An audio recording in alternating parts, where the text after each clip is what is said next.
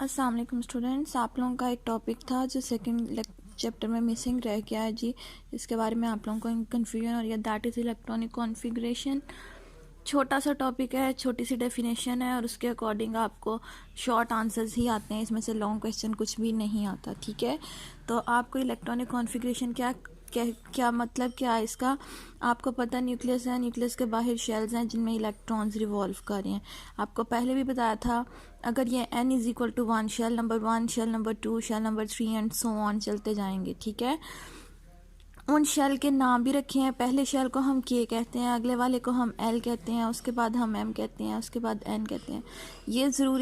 ये अपनी कन्वीनियंस के लिए साइंटिस्ट ने स्टार्ट किया था कि अक्सर हर चीज़ ABCD से स्टार्ट होती है, लेकिन हमने केमिस्ट्री में KLMN से स्टार्ट किया कि K को हमने फर्स्ट शेल का नाम दिया कि फर्स्ट K है, फिर L है, फिर M, फिर N होगा। ठीक है, उसके बाद बात की गई कि हर शेल जो है वो भी फर्दर, हर शेल के अंदर अगर आप देखेंगे तो उसके अंदर भी फर्दर सब डिवीजन्स हैं। ठीक है, उनको हमने किसका नाम दिया, सब शेल का नाम दिया। ओके, अब एक जोन सा शेल का नंबर है, अगर शेल नंबर 1 है तो उसके अंदर सिर्फ एक ही सब शेल होगा। ठीक है, अगर शेल नंबर 2 है तो उसके अंदर 2 सब शेल होंगे। अगर शेल नंबर 3 है तो उसके अंदर 3 सब शेल होंगे। ठीक है, शेल के अंदर सब डिवीजन, ये छोटा शेल था इसमें सिर्फ एक ही डिवीजन होगी। जो अगले वाला n इज इक्वल टू 2 है उसमें बड़ा शेल है, उसमें 2 डिवीजन होंगी। जो उससे बड़ा उसमें 3 डिवीजन होंगी।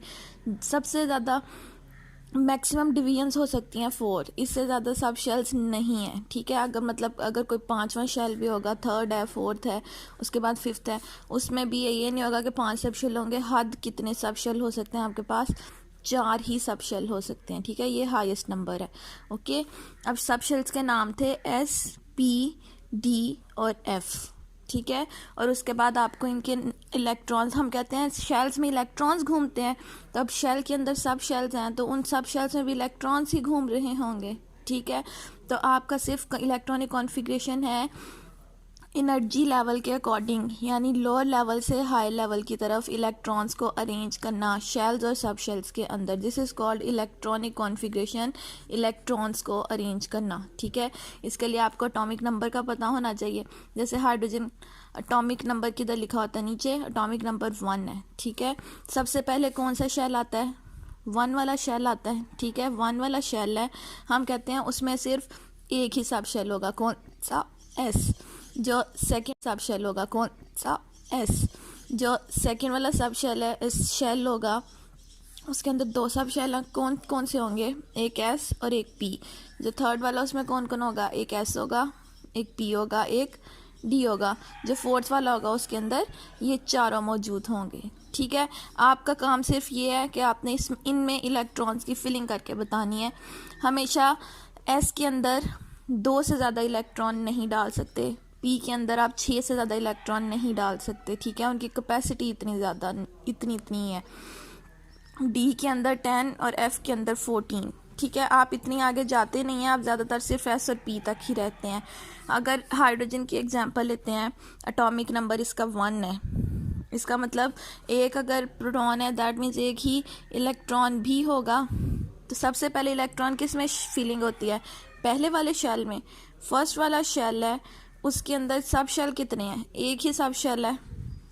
अच्छा, कितने इलेक्ट्रॉन्स हैं इसके पास, 1, क्योंकि एक प्रोटॉन था तो एक ही इलेक्ट्रॉन होगा, इसीलिए यहाँ पर 1s1 आ गया। ये इसकी कॉन्फ़िगरेशन है।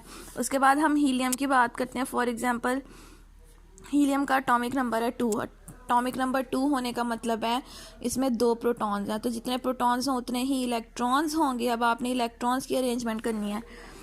पहला शेल, सबसे पहले फर्स्ट शेल में फिलिंग होगी। फर्स्ट शेल में कितने सब शेल हैं, सिर्फ एक ही है, S। तो S कितने इलेक्ट्रॉन्स हैं, 2। ये दोनों के दोनों इसके अंदर आ गए। ठीक है, दिस इज़ कॉन्फ़िगरेशन। अगर अगली बात करते हैं लिथियम की, उसका 3 होता है जी, एटॉमिक नंबर 3। सबसे पहले फर्स्ट शेल में एक ही सब शेल है, S। ठीक है, S में कितने इलेक्ट्रॉन, 3 है इसमें टोटल इलेक्ट्रॉन्स, 2 S में आ गए। S में तीनों नहीं डाल सकते, क्यों, क्योंकि S की लिमिट कितनी है, सिर्फ 2 इलेक्ट्रॉन्स। ठीक है, एक बच गया। अब इस शेल में 2 इलेक्ट्रॉन्स आ गए हैं। अब आगे जो नेक्स्ट है वो अगले वाले शेल में जाएंगे। अगले वाला कौन सा शेल है आपका, सेकंड वाला शेल है। ठीक है। उसके अंदर एस सब शेल 2 इसके अंदर फिल हो गए हैं, तीसरा आपने इसके अंदर फिल कर दिया। This is the configuration. अगर आप उसके बाद लिथियम के बाद अगली बात करते हैं आप बेरिलियम की 4। क्या करेंगे, सबसे पहले फर्स्ट शेल को फिल करेंगे 1s, उसके अंदर 2 आ गए, अभी 2 बच गए।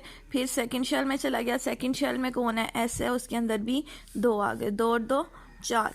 अगर बोरॉन की बात करते हैं 5, अब यहाँ पर देखें 1s2 2 पहले शेल में है, 2s2 2 सेकंड शेल में है, 2 बच गए। फिर सेकंड शेल में चला गया, सेकंड शेल में कौन है, s है, उसके अंदर भी 2 आ गए, 2 और 2 4।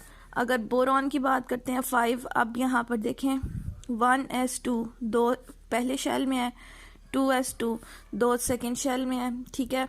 अभी भी एक बच गया है, सेकंड शेल में s के अलावा और कौन मौजूद है, p मौजूद है। इसके साथ हम लिखेंगे सेकंड शेल के अब p और शेल सब शेल में जा रहे इलेक्ट्रॉन कितने जाएंगे, 2 और 2 4 हो गए हुए थे, एक ही बचा हुआ था, वो एक इसके अंदर चला गया, ठीक है। कार्बन की बात करते हैं 1s2 2 फर्स्ट शेल में, अब सेकंड शेल में 2 चले गए, अब फिर p में जो बाकी बचे हैं वो p में चले जाएंगे, 2 2 4 एंड 2 इसके अंदर भी 2 आएंगे, तो टोटल हो गया आपके पास 6, ठीक है। इस तरह आपने फिलिंग करते जाना है। n है 1s2 2s2 और इतने 2 2 4, बाकी 3 बच गए, तो वो किस में आ जाएंगे, p वाले में, ठीक है। इस तरह चलते जाएंगे। p में हाथ कितने इलेक्ट्रॉन आ सकते हैं, 6। जब 6 भर जाएंगे उसके बाद फिर आप इस शेल में भी नहीं, इस शेल में भी नहीं, अब उसके बाद अगले वाले शेल को के अंदर आप इलेक्ट्रॉन फिल करना शुरू कर देंगे। जैसे सोडियम का 11 है, कैसे लिखेंगे आप, फर्स्ट में 2 आ गए, सेकंड में 2 आ गए, ठीक है। अब सेकंड वाले में s के साथ p भी था, p वाले में भी लगा दिए, 6 और 4 10, अभी एक इलेक्ट्रॉन बच गया। अब पहला शेल भी ख़त्म, कम्प्लीटली फिल, सेकंड भी कम्प्लीटली फिल, अब वो किधर जाएगा, थर्ड वाले सब शेल में, थर्ड वाले शेल में, और थर्ड वाले में सबसे पहले कौन है, s है, तो अब वो थर्ड वाले में जाएगा, यहाँ पर आ गया 3s1, तो टोटल 11 इलेक्ट्रॉन्स हो गए। इस तरह से फिलिंग करनी है। आपकी बुक में टोटल 18 एलिमेंट्स का दिया हुआ है, उनको आपने अच्छे से याद करना है। इनके अंदर से ही आते हैं जो भी शॉर्ट आंसर्स आने हो के give electronic configuration of sodium, magnesium, calcium, ठीक है, कार्बन, नाइट्रोजन, ऑक्सीजन, सबकी इनके अंदर से ही आ रही होती, ओके। बाकी आपकी एक्सरसाइज भी फुली कवर्ड हो गई है इस क्वेश्चन के बाद जो आपको अभी करवाया गया है, तो होपफुली अच्छे तरीके से तैयार करके रखिएगा ताकि आपका टेस्ट लिया जा सके।